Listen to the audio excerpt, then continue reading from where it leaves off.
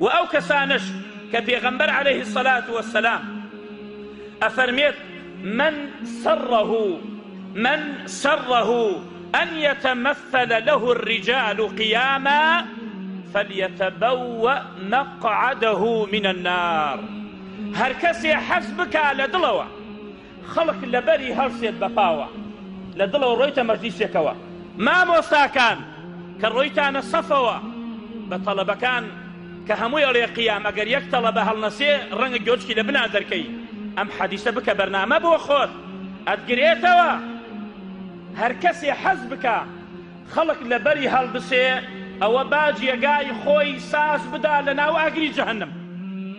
حديث كشنا مسلمايا شو نزاني أم كسم متكبرة لبر متكبرة شو مجلسك وشوار هرسا لبريدوان هالمسا يترقي ليجري بو هالناس لبرم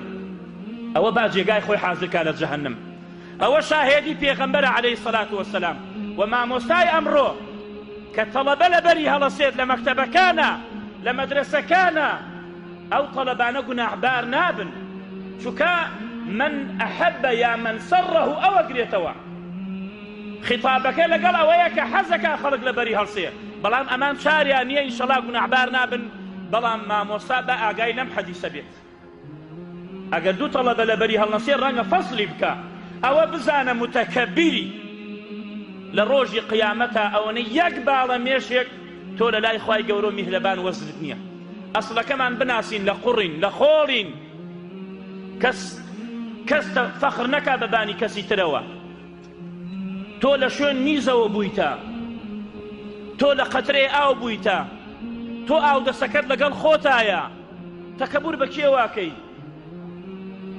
فخر بكي واكي أو درز عبرة من بودركوي خالد هم